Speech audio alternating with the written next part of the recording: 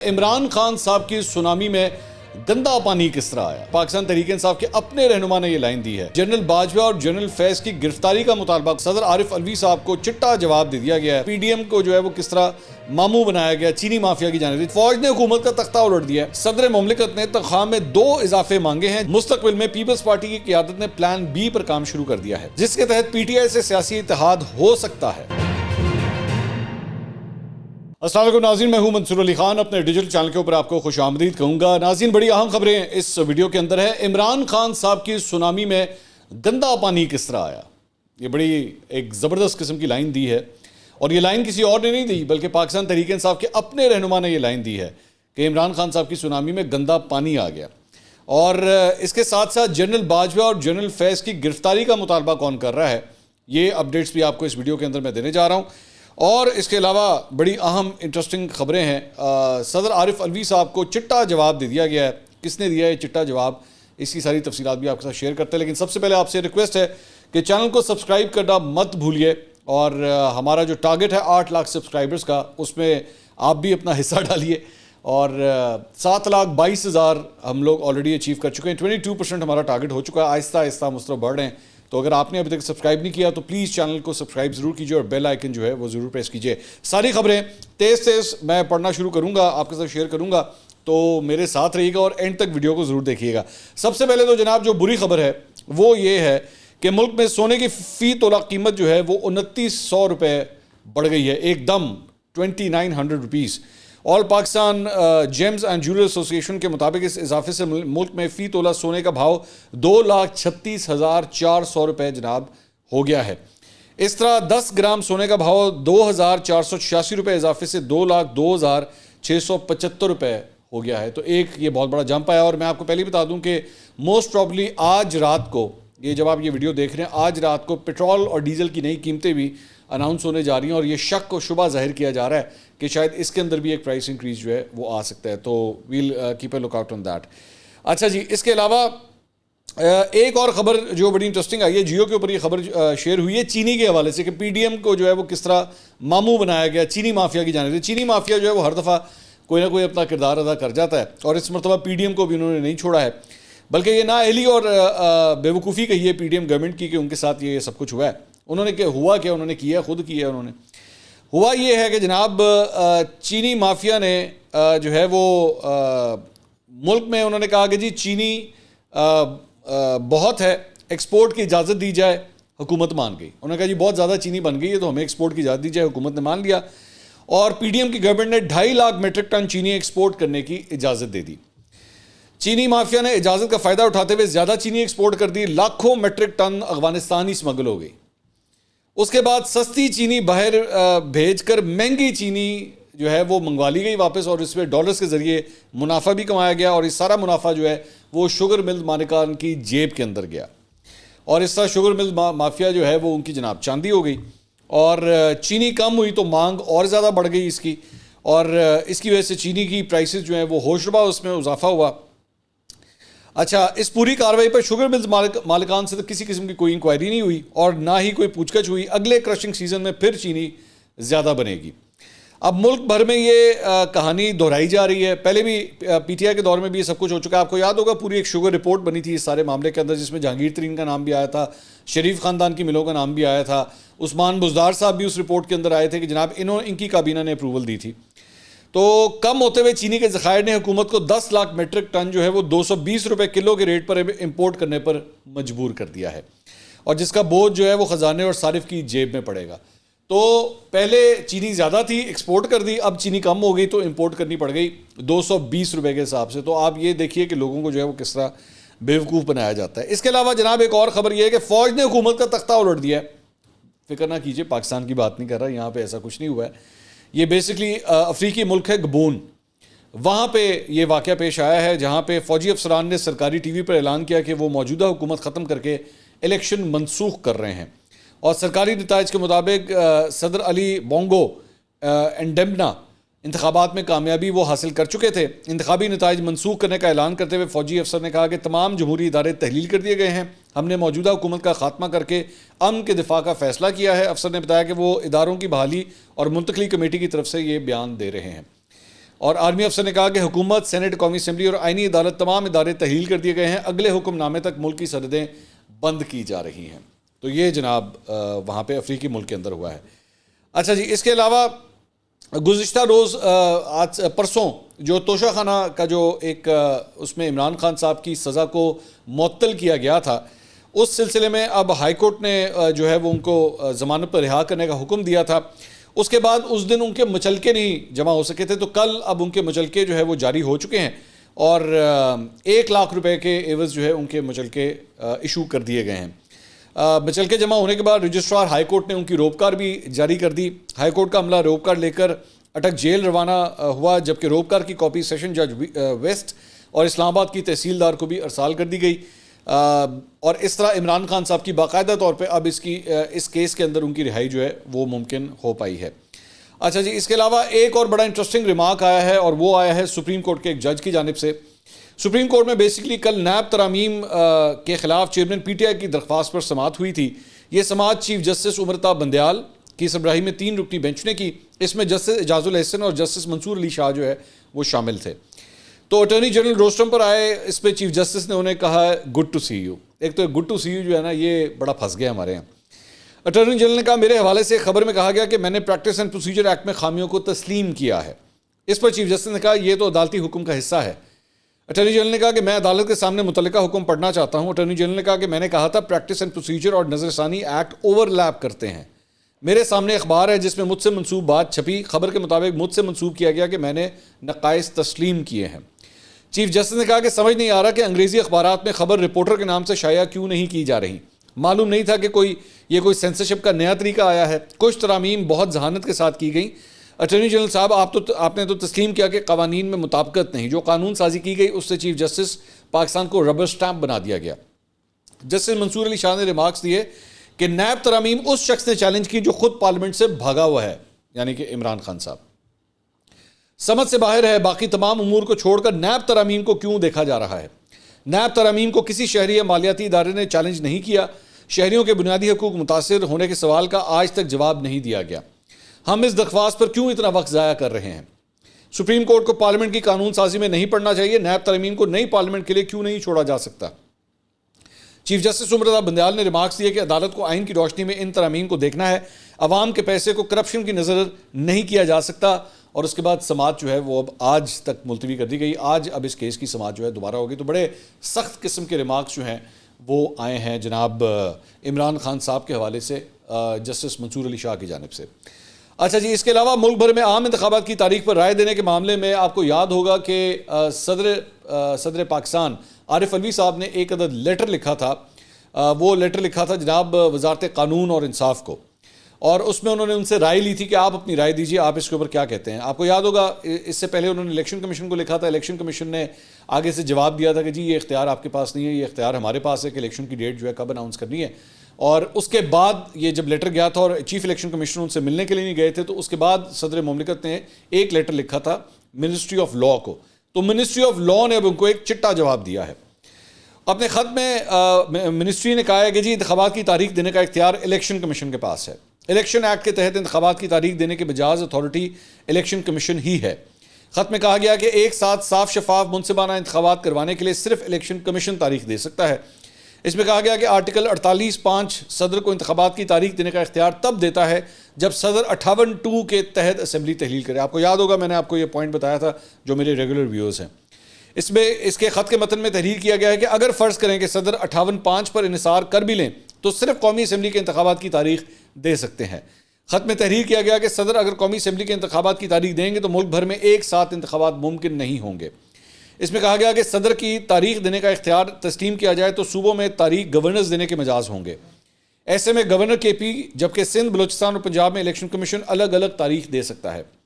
وزارت قانون و انصاف کے نے خط میں کہا کہ موجودہ اسمبلی آرٹیکل 58(1) کے تحت وزیر اعظم کی ایڈوائس پر تحلیل ہوئی ہے۔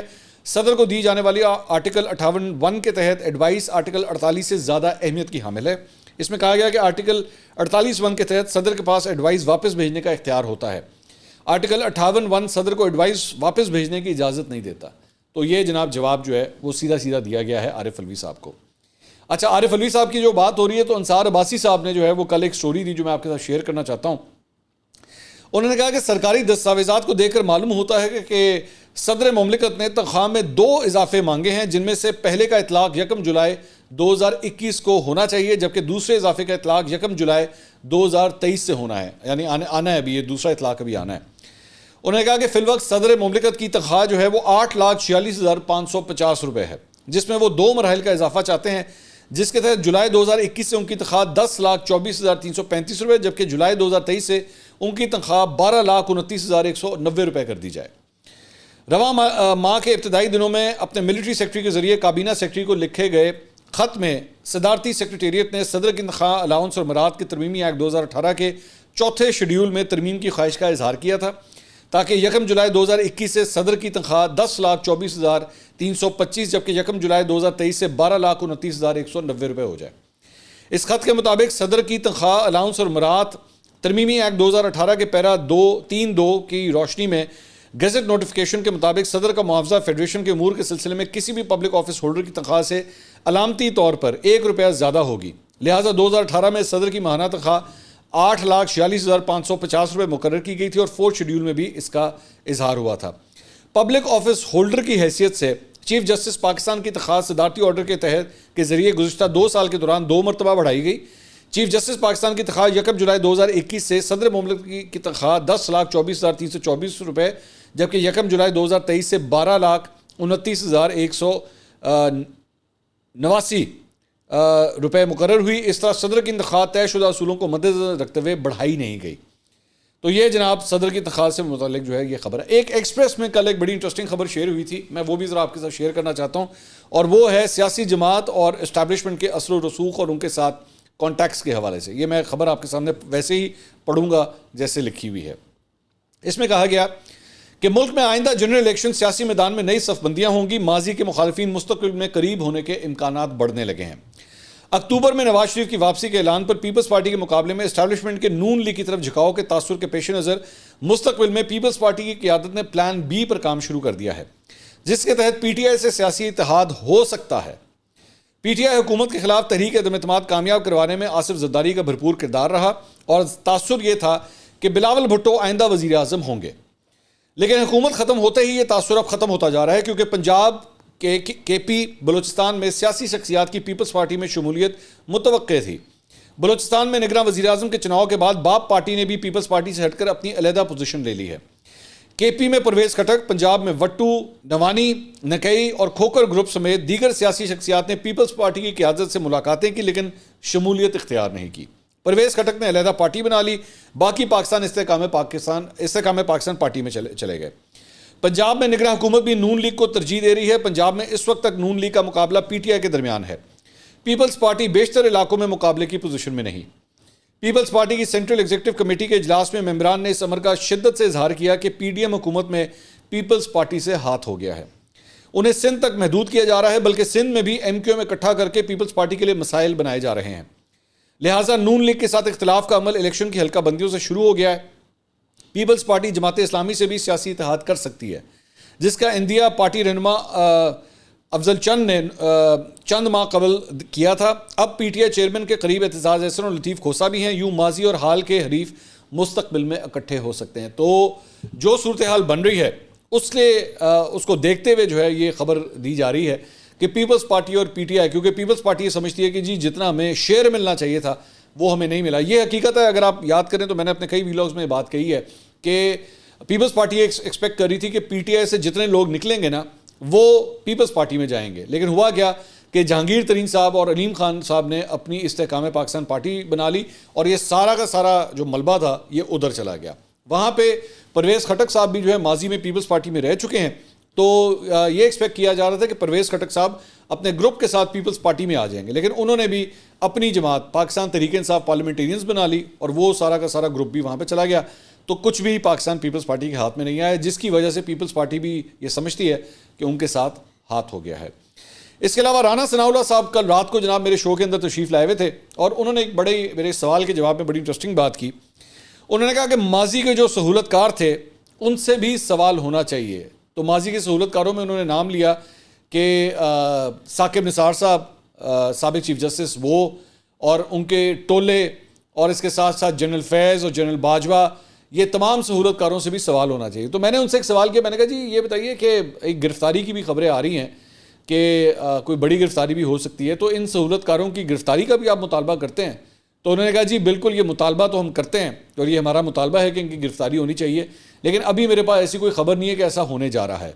تو انڈائریکٹلی, میں ڈائریکٹلی تو نہیں لیکن انڈائریکٹلی انہوں نے جنرل باجوہ, جنرل فیض اور چیف جسٹس, سابق چیف جسٹس ثاقب نثار کی گرفتاری کا انہوں نے مطالبہ کیا ہے. ایک خبر یہ ہے. اس کے علاوہ حامد خان صاحب جو پاکستان تحریک انصاف کے سینئر رہنما ہیں, اور ذہن میں رکھیے گا کہ آج کل عمران خان صاحب کے وکیل ہیں اور بشرا بی بی کے بھی وکیل ہیں ایک معاملے کے اندر, تو ان کا ایک انٹرویو سامنے آیا ہے جس میں انہوں نے کچھ بڑی کنٹروورشل باتیں کی ہیں, میں وہ ذرا شیئر کرنا چاہتا ہوں. چند سوالوں کے جواب میں انہوں نے کہا کہ آپ دیکھیں پارٹی 1996 سے لے کر اکتوبر 2011 تک ایک جدوجہد سے چلتی رہی. ہمارے پاس پہلے کوئی الیکٹیبلز نہیں آتے تھے اور اس کے بغیر ہماری پارٹی ایک نیشنل پارٹی بن گئی تھی. لاہور میں 2011 میں جو بڑا جلسہ ہوا اس کے بعد اسٹیبلشمنٹ نے لوگوں کو ہمارے اندر ڈالنا شروع کر دیا. اسی وقت شاہ محمود قریشی صاحب آ گئے, اسی وقت ترین آ گیا اور علیم آ گیا, اور بہت سے ایسے جو پہلے مختلف پارٹیوں میں رہنے کے بعد آئے. میں عمران خان کو بہت روک رہا تھا اور میرے ان سے اختلافات بھی اسی لیے ہوئے. ہمارے کراچی سے بنیادی رکن نجیب ہارون بھی روکتے رہے, عارف علوی بھی ایک سٹیج تک روکتے رہے, لیکن پھر انہوں نے دیکھا کہ بہت زیر اثر آ گئے ہیں تو وہ بھی خاموش ہو گئے. عمران خان کہتے تھے کہ یہ سونامی آ گیا, تو میری ان سے بحث ہوئی کہ سونامی میں گندا پانی بہت آ گیا, آپ ان کو نہ لے کر آئیں, میرے کھلم کھلا اختلافات تھے. ترین سے اختلافات اس لیے ہیں کہ انہوں نے جو پیسہ بنایا وہ کلین نہیں ہے. انہوں نے افغان جنگ کے دوران پیسہ بنایا. مشرف دور میں جب میر ظفر اللہ جمالی کو وزیر اعظم بنایا گیا تو اس وقت ہمایوں اختر اور جہانگیر ترین پیسے کے بلبوتے پر اس سیٹ کے لیے کوشش کر رہے تھے. تو میں نے عمران کو بتایا کہ یہ پارٹی کے لیے نہیں آیا, یہ پارٹی کو ٹیک اوور کرنے آیا تھا, اور میں نے پہلے اس کو سیکرٹری جنرل نہیں بننے دیا, اس لیے پرویز خٹک کو بنایا گیا. جہانگیر ترین کو پتا تھا کہ حامد خان میری گیم سمجھتا ہے. شاہ محمود اور جہانگیر ترین کی رائیولری تھی کیونکہ دونوں ایک علاقے سے تھے, لیکن عمران خان کو جہاز کی ضرورت تھی, اس لیے جہانگیر ترین عمران خان کے ساتھ جڑ گیا تھا, تو یہ ہر وقت ان کے ساتھ رہتا تھا. تو اب آپ ذرا اندازہ کیجئے کہ یہ اس گفتگو سے آپ کو کیا پتہ لگتا ہے. ایک تو عمران خان صاحب یہ جو بار بار یہ اکثر یہ کچھ ایسی ہی کچھ بات پچھلے دنوں شہباز گل نے بھی کی تھی, لیکن میرا یہاں پہ صرف ایک بڑا بیسک سوال ہے کہ عمران خان کو چھونا کاکا تھا. عمران خان کو نہیں پتا تھا کہ اسٹیبلشمنٹ کے بندے جو ہیں وہ بیچ میں آ رہے ہیں, اور یہ عمران خان صاحب کی اپروول کے ساتھ ہو رہا تھا یہ سب کچھ. Now you get to know, کہ آپ کو سمجھ آتا ہے کہ عمران خان صاحب خود جو ہیں وہ ایکچولی ایک پپٹ کے طور پہ کام کر رہے تھے اسٹیبلشمنٹ کے. یہ پورا پروجیکٹ 2011, یہ اسی کی بات کر رہے ہیں نا حامد خان صاحب, یہ 2011 سے یہ چلتا ہے. مطلب 2011 سے لے کے 2023 میں جا کے آپ کہتے ہیں او ہو یہ تو اسٹیبلشمنٹ کے بندے, مطلب 12 سال آپ کو اس بات کا نہیں پتا تھا کہ یہ سارے اسٹیبلشمنٹ کے لوگ ہیں, اور وہی آپ کی پارٹی کے اندر لے کر آئے. سب پتا تھا, لیکن ظاہری بات ہے اس وقت جو ہے وہ حلوہ کھانے کی تیاری ہو رہی تھی کہ اگر ہم یہ نہیں کریں گے تو وزیر اعظم کی کرسی تک کس طرح پہنچیں گے. اور اس کے بعد اس وقت کی اسٹیبلشمنٹ نے سب کچھ عمران خان صاحب کے لیے بنا کے دیا, پورا گراؤنڈ تیار کر کے دیا. وہ جس طرح پچ تیار ہوتی ہے نا کہ پچ جو ہے وہ رولر پھرا جاتا ہے اور تیار کی جاتی ہے میچ کے لیے, تو یہ پوری پچ جو ہے وہ عمران خان صاحب کے لیے تیار کر کے دی گئی. ایک بات. دوسری بات, یہ جو کہتے ہیں نا عمران خان کو جہاز کی ضرورت تھی, تو اب آپ ذرا اندازہ کیجئے کہ پیسے کی کیسی, یہ جو بار بار کہتے ہیں کہ جی ان کے اے ٹی ایم ہیں. وہ علیم خان صاحب نے بھی پچھلے دنوں ایک انٹرویو دیا تھا, مونا عالم صاحبہ کو ایک انٹرویو دیا تھا میرے خیال میں, اس کے اندر انہوں نے بات کی تھی کہ عمران خان کے پاس تو جہاز بھی نہیں ہوتا تھا. شاید ان کو کہا تھا یا جاوید چوہی صاحب کو کہا تھا انٹرویو میں کہ ان کے پاس تو جہاز بھی نہیں ہوتا تھا, یہ ہمارے جہاز میں گھومتے پھرتے تھے. تو اس وجہ سے یہ جہاز کی ضرورت تھی جناب. اور 2018 کے اندر آپ کو یاد ہے نا اس جہاز کا کیا استعمال کیا گیا تھا. M N is M P S بھر بھر کے بنی گالا لائے گئے تھے کہ جناب عمران خان کے نمبر پورے کر کے دینے. پنجاب میں تو پاکستان تحریک انصاف کے کمپلیٹ نمبرز نہیں تھے, اسی جہاز نے یہ کارروائی کی تھی. تو اب آپ کو سمجھ آتا ہے کہ عمران خان کی حکومت بنانے کے اندر جو ہے ان کے جہاز, ان کے اے ٹی ایمز, اس اسٹیبلشمنٹ, اس نے کیا کیا کردار ادا کیا.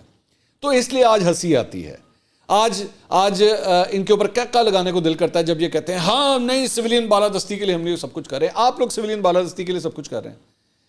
اس سویلین بالادستی کو نیست و نابود کر کے آپ نے رکھ دیا اس اسٹیبلشمنٹ کے کندھوں پہ چڑھ کے, اور جہاں پہ سویلین بالادستی کی بات آنی تھی آپ نے کہا بھاڑ میں گئی ڈیموکریسی, بھاڑ میں گئی سویلین بالادستی, ہمیں تو وزیر اعظم کی کرسی تک پہنچنا ہے.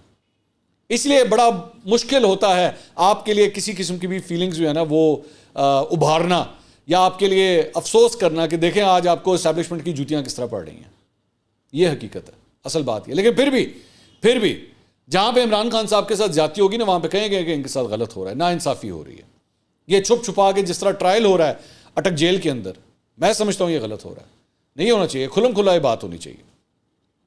اس کے علاوہ حامد خان صاحب نے کہا کہ پارٹی میں میرے تو بڑے عرصے تک سنی جاتی تھی, اس کے باوجود کہ میری مخالفت بھی تھی اور بڑی ہم دونوں کی مخالفت تھی, اور کوئی کھل کے جہانگیر ترین کے خلاف بات نہیں کرتا تھا کیونکہ اتنا وہ انہوں نے کنٹرول کر لیا تھا اس نے کہ باقی سارے پرانے ورکرز کے پیچھے ہٹ گئے تھے, صرف میں اس کو کھل کے اپوز کیا کرتا تھا میٹنگز میں ہر موقع پر. لیکن خان صاحب پر وہ کافی حد تک مسلط ہو گیا تھا کیونکہ 24 گھنٹے وہ ارد گرد رہتا تھا.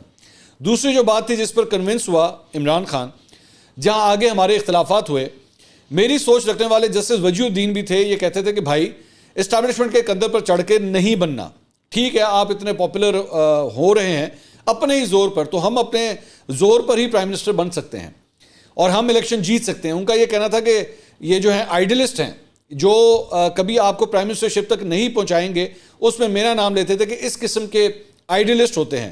آپ نے اگر پرائم منسٹر بننا ہے تو ہم آپ کو سیڑھی چڑھائیں گے جس پر آپ پہنچیں گے. تو اس پر آ کے 2015 میں ہمارے شدید اختلافات ہو گئے. 2 اگست 2015 کو پارٹی کی ایک میٹنگ میں انٹرا پارٹی الیکشن کے معاملے پر اختلافات جو ہے وہ بڑھ گئے. تو یہ حامد خان صاحب کا وہ کڑوا سچ ہے جو میرے خیال میں کوئی بھی پی ٹی آئی کا ورکر یا ان کا رہنما جو ہے سننے کو تیار نہیں ہوگا کہ یہ بیک گراؤنڈ ہے, یہ اصل حقیقت ہے آپ کی جس سے آپ انکاری ہیں. اور اس کے بعد بہت سے مطلب یہ جو شہباز گل ٹائپ اور یہ اس قسم کے جو بیڈ باؤتھ قسم کے لوگ ہیں جن کا کام صرف فاؤل لینگویج استعمال کرنا تھا, یہ وہ قوتیں ہیں جو حامد خان جیسے لوگ کے اپوزٹ کھڑی ہوئی تھی. اور آج یہ کڑوا سچ جو ہے وہ ہمت رکھنی چاہیے آپ لوگوں کو سننے کی. اگلی ویڈیو میں آپ سے دوبارہ ملاقات ہوگی. اللہ حافظ.